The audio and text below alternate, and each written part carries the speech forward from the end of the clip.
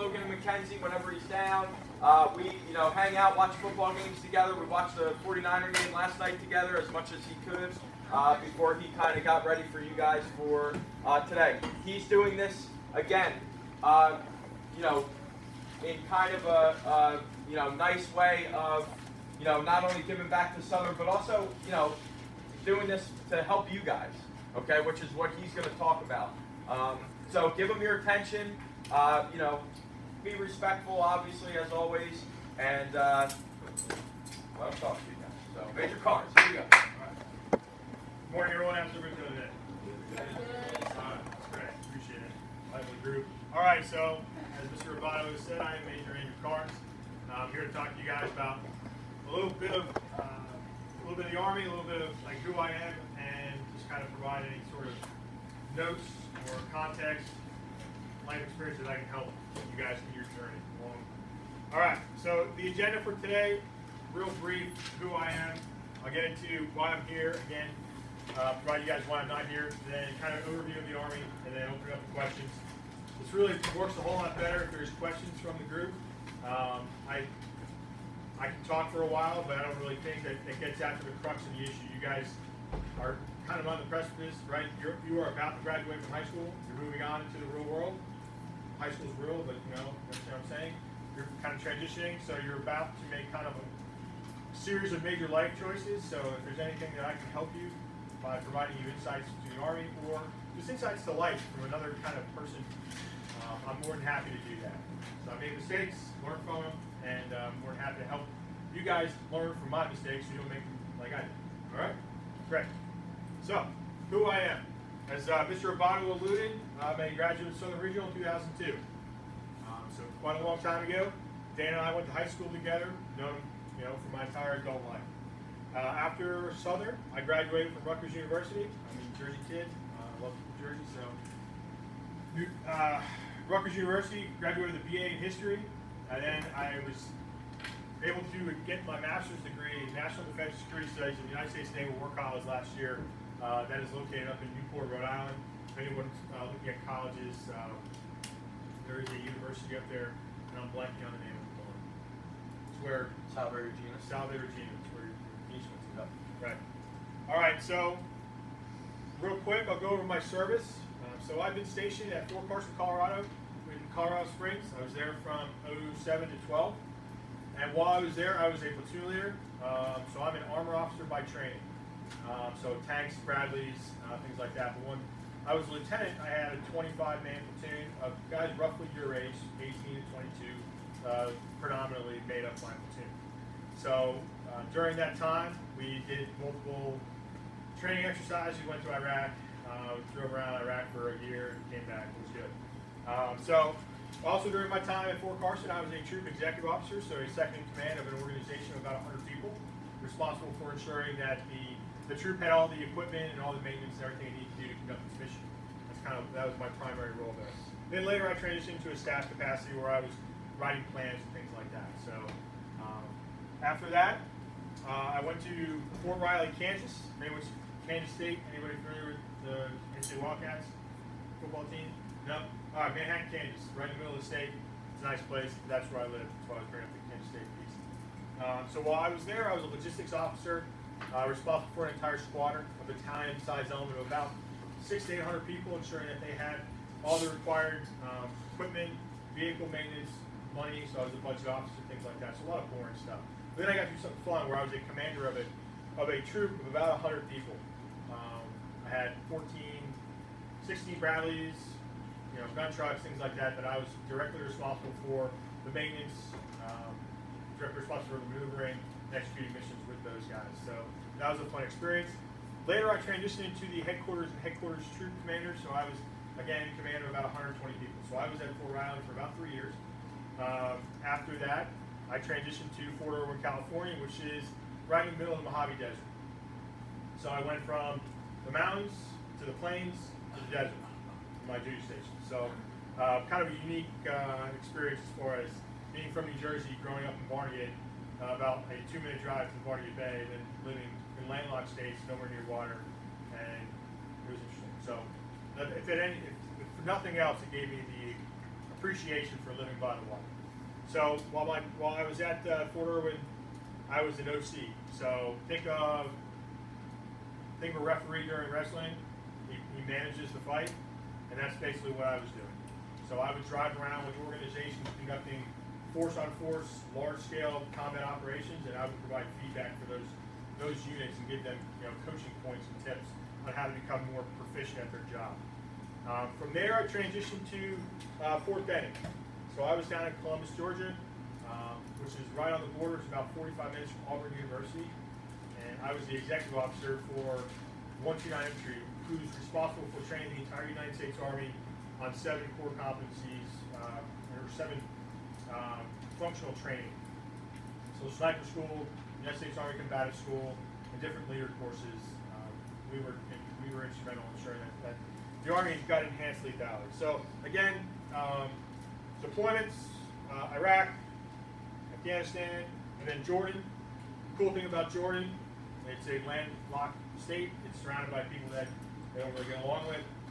So I was directly involved with training up their border guard force.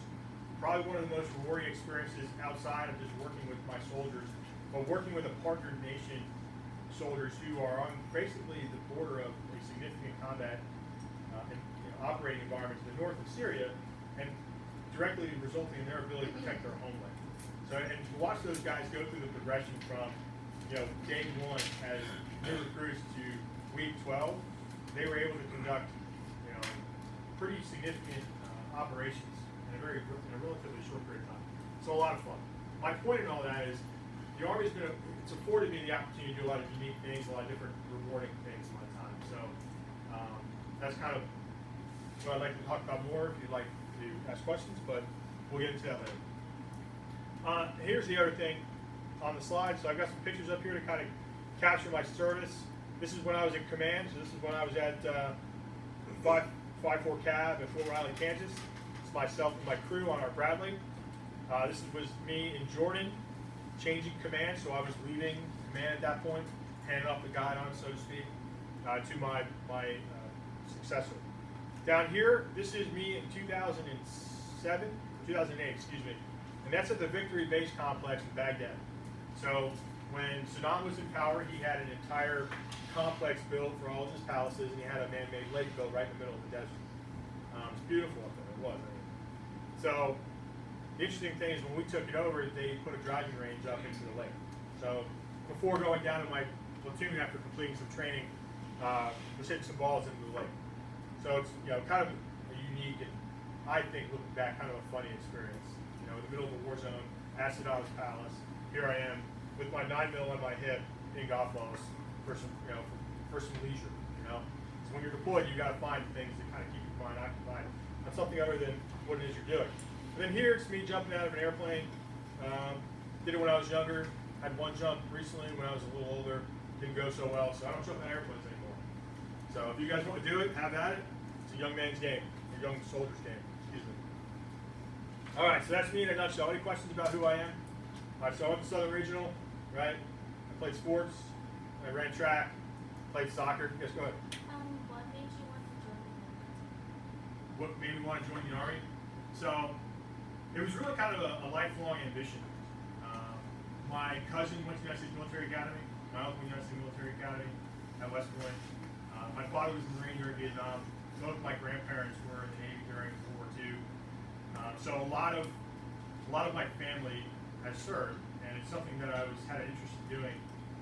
Never really thought I would do it for a career. I thought I'd do it for about 3 years and go do something else. Come back and be a teacher and a high school track coach. Live in Manasquan, New Jersey the rest of my life and call it good. But here I am today in front of you, 8 years after that time period. So why did I join? I mean, I wanted to serve. I wanted to do things, something larger than myself. You have to realize that 9/11 happened my senior year. So that kind of further reinforced this desire to go out and do something to help protect what it is we love about our country. I don't want to get preachy here. I don't want to start talking about how, like, God bless America or anything, but I truly appreciate everything that we have here, and I appreciate it more having been other places, like not only in combat zones, but traveling across Europe, traveling other places in the Caribbean. I understand how lucky we are, most specifically how lucky we are in Southern Ocean County, how nice of an area it is, minus some of the issues that have come up since I've left, but, sure, hopefully you guys are dealing with that. Go ahead. What was your first position in the military? So, my first position, Yeah. like when I was like an 18, 19-year-old kid, I was a cadet. And I worked at a National Guard unit in West Trenton. So, that was another opportunity I could have pursued that. I could have stayed in the National Guard and, stayed in New Jersey and worked with helicopters. But I decided I wanted to join that. I wanted to go active duty. But my first active duty job, I was a platoon leader. So I had 25, 18-year-old kids who didn't want to listen to me, feel like a parent. Luckily, I had some really good, NCOs. When I say they didn't want to listen to it, that's me like they're kids. So, and I was only 22, so I'm leading a platoon of 18-year-old kids. I'm 22, 23, so that's an interesting kind of dynamic as well. But that was my first job. Within 4 months of that job, I was in Iraq, leading patrols. So it's a steep learning curve. Yeah, go ahead. How many times have you been engaged in like active like combat zones? Engaged in those zones? Yeah. Probably 3 or 4. Yeah, so in 08, Iraq, we were on the drawdown. It was a little quieter, luckily. Things were still going on quite a bit, but I was fortunate enough to bring all my voice on the Northeast. And then when I was in Afghanistan, I was in a staff capacity, so I was planning things. So if you've ever seen Band of Brothers, I was the Ron Livingston character. I was the guy planning all the missions for the battalion and stuff like that, where Captain Winters was out, leading the boys in combat. So it's not fun. That's definitely a downside to the job. But as we kind of transition away from those wars, we're kind of getting away from Iraq and Afghanistan a little bit. Not completely. We won't ever come out completely, but we're getting out a little bit. But yeah. Any other questions before I jump on to the next thing? Good questions. I appreciate the dialogue. It makes this go a whole lot easier because I am verbose. I can talk for a while. We got a full bottle of water. We'll be all right. All right. So why I'm here, okay? So I think the most important reason why I'm here, maybe the one alpha, is to provide you firsthand experiences from a non-biased party. So I'm here to kind of talk to you guys about a career in the Army. Not you should join the Army, not you should join the military, or I'm just here to provide you one person's experiences from my about 15 years total service right now to you. That's part of what I feel like we do now. Like as you get older, you provide those experiences to the younger people. Then the other thing is provide and create a shared understanding to enhance the civil-military relationship. So only 1%, roughly 1% of the nation's population, about 373 million, have or will ever serve in the United States military.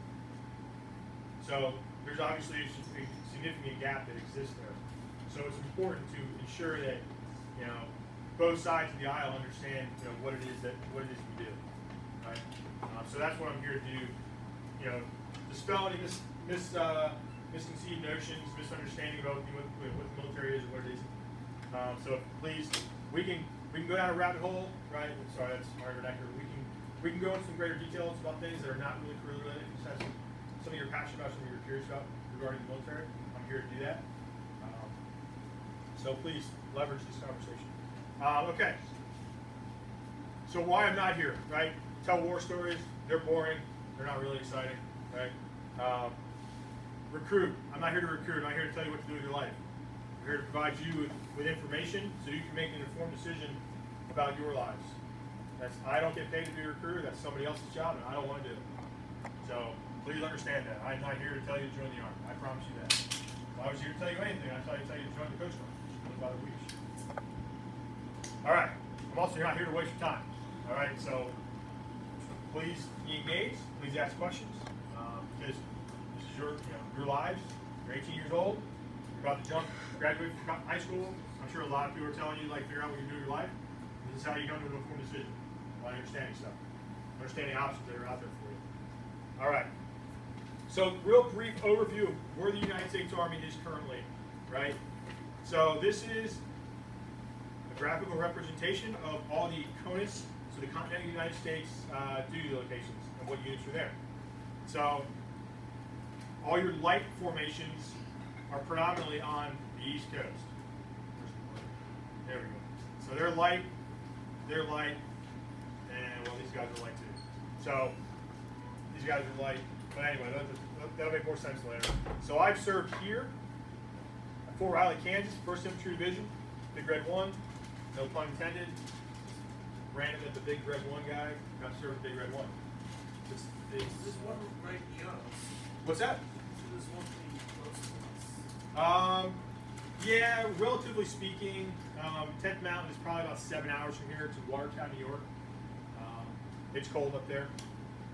Then you got 82nd, which is about 7 hours to the south. They're in Fayetteville, North Carolina. They jump out of airplanes a lot. I will not be going there.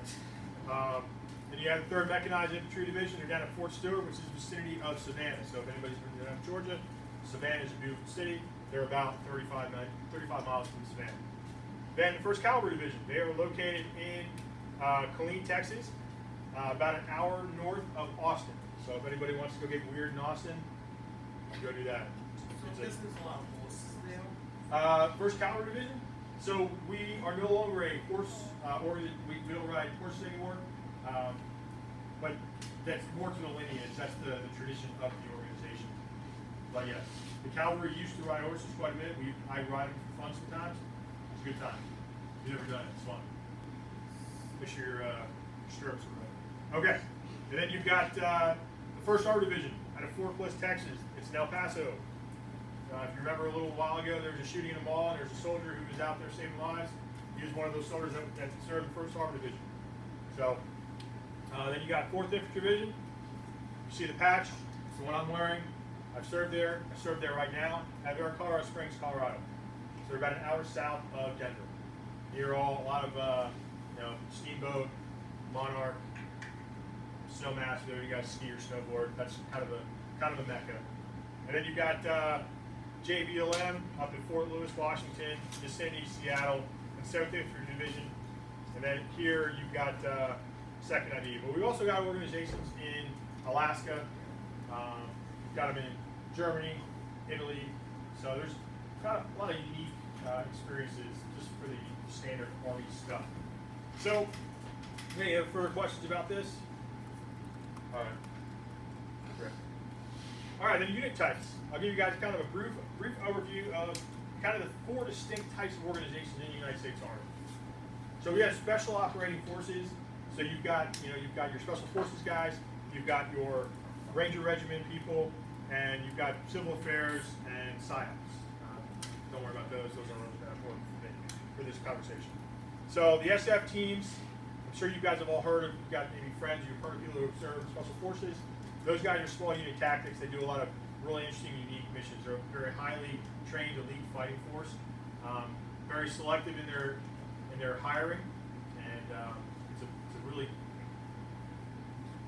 exciting and interesting and unique experience. Something I've never done. I just didn't want to do. So, 75th Ranger Regiment. We had a kid last year who's a ranger. He was on a ranger contract. So he's probably going through RASP right now, which is a Ranger Indoctrination Program essentially. And those guys are located in Hunter Army Airfield near Savannah, Fort Benning, Georgia, near Columbus, where we talked about before. There's another battalion up in JBLM, Washington, which is near Seattle. These guys are an elite fighting force as well. Some of the best in the world. They do whatever's necessary. They go and do it. So they deploy for a short period of time. They deploy very, very often, very high op tempo in military speed. They're very, very busy. To say the least. Really, the whole Army is very busy because the Army shrunk, but the missions pretty much stayed the same. So we talked about the light formations before. These guys are predominantly focused on going to Iraq and Afghanistan right now. That's kind of what they are just continuing to do. The heavy divisions, or otherwise known as the Armored Brigade Combat Teams, the armored divisions, they are the ones that are rotating through Germany, Korea, and Kuwait to provide kind of a strategic, regionally aligned fighting force to support those partner nations that are dealing with problems within their sphere, their area. So that's kind of in a nutshell. And then you've got some outliers. You've got some cavalry regiments. These guys they serve in Germany. These guys are in Texas. These guys are at Fort Irwin, Fort Polk, Louisiana. highly recommend not going there. These guys don't exist anymore. And these guys are in Italy. So, brief overview of kind of what the Army is, where those guys are at. So, any questions on the last two slides? Any issues? Anybody ever been to these places? No, what's up? Special forces act, like, what do you mean by like small, like tactical, like missions? So SF guys will go and they'll deploy to, say, Ghana, and they'll train up the Ghana flight army. So everyone on the team has a unique skill. They're trained in a language. They're geographically, regionally focused. So each team is focused on a different area of operation. So I don't know. I mean, I know some about it, but I don't want to speak as an expert. That's why I kind of give you weight tops for it. I can talk to you about how a Bradley organization fights. I can tell you all about that, but I don't think people will care about it. All right, so now we've gotten to questions, but I'd like to kind of double back to something that we talked about a little earlier. So who I am and kind of like where I come from and why I joined the Army, right? This is kind of what you guys are thinking, otherwise you're looking at me, right? If you're even listening, trust me, I talk to soldiers, you guys don't listen. Your attention span is probably like 6 minutes. See, you're paying attention? I got you. That's how I get you. I'm sarcastic comment. All right. So we talked briefly like why I served, why I joined the Army, and I appreciate that question. I should use the segue a little earlier, but I delayed. I'm a little slow. The Army's been really good to me. It's been a lot of fun. It's been a lot of really unique opportunities. I've said unique probably about 15 times during this. Maybe was keeping track. So I've jumped out of airplanes. I've deployed all over the place. I've gone on partner training missions. I've seen the whole world, but it comes at a cost. So there are things that I haven't been able to do with my life, or things I haven't been able to see because I've been doing my job. And one of those things is family stuff. One of my best friends in the whole world got married, and I had missed him. And that guy's right here. That's why I'm here. So I'm paying him back. It's like I missed his wedding in 2008 because I was in Iraq. So those things happen. I'm sure you guys all have family or friends or people that you know who serve. And those guys miss things. And that's the trade-off, right? You get all these cool experiences. You get paid pretty well, Listen, guys, I get paid pretty well. Listen, guys. But you just you miss a lot of stuff. You miss a lot of things, but you do get some pretty decent compensation. So you'll be able to take advantage of a VA home loan. So 0 down, favorable interest rates on a home. That's kind of a decent opportunity. No PMI, things like that. Might not make anything to you guys. But anyway, something to look into. You got the post 9/11 VA benefits as well. So depending on the school you go to, if it's Yale-written school, if it's a state school, or whatever, after your 3 years of service, you'll have a pretty decent nest egg to go to college. So you won't have to go into a lot of debt. Or not necessarily college, you can use that for trade school if you want to be a welder, you want to become a 5-star Daimler Chrysler mechanic, or something to that effect. It doesn't have to be used towards school, or it doesn't have to be used towards a traditional four-year college. The Fry, MMI, all those types of places, it all works the same. So that there is some compensation, not necessarily compensation, but there's just things that you get as a result of your service that are beneficial, that are not widely received. So that's that. So there's some sacrifice, right? Obviously, just the obvious. You go to Iraq, or you go to Afghanistan, or you go wherever the president tells you to go, and you have a chance of not coming home. So I've lost friends. It happens. It's part of the job. You do what you can to kind of learn and build from that. So, I think the most important thing is how the Army has kind of provided me with just, again, appreciation for what it is to be in the United States, living here, having the ability to do what we want to do. And also just kind of going back to my time at Southern. My soldiers, some of those guys are from very remote parts of Nebraska. And they had to play both ways on football team. Anybody play football here? No football. Anybody play soccer? Sports? Okay. We got some athletes. It's a really good point. They had to play both ways. They had to play 7v7 football because they were at a school that small. that didn't have the types of things. We're at a school, I graduated with like 600 something students. You guys are probably graduating with a similar number, right? 500, right? Probably. 450. Yeah, 'cause you guys lost more games, so Yep. probably better off. I mean, you're on a school that the campus is the size of Scotland. It's huge. You have a world-class band here. I mean, a world-class theater department, great programs. I mean, honestly, some of the best faculty I ever got to deal with was here at Southern. Better than some of my college professors, people that I enjoyed being around. Not Dan, I'm not talking to Dan because I'm actually a year older than Dan. He was not my English teacher. Although I did take English in this class with Ms. Parks. I sat in that desk right there, but it was flipped the other way. You're right there. I sat in that desk. No, the other one. Yep, yeah. It was a great class. So much fun. Stare out the window. That's why I want to hear all of this. Minimize the distractions.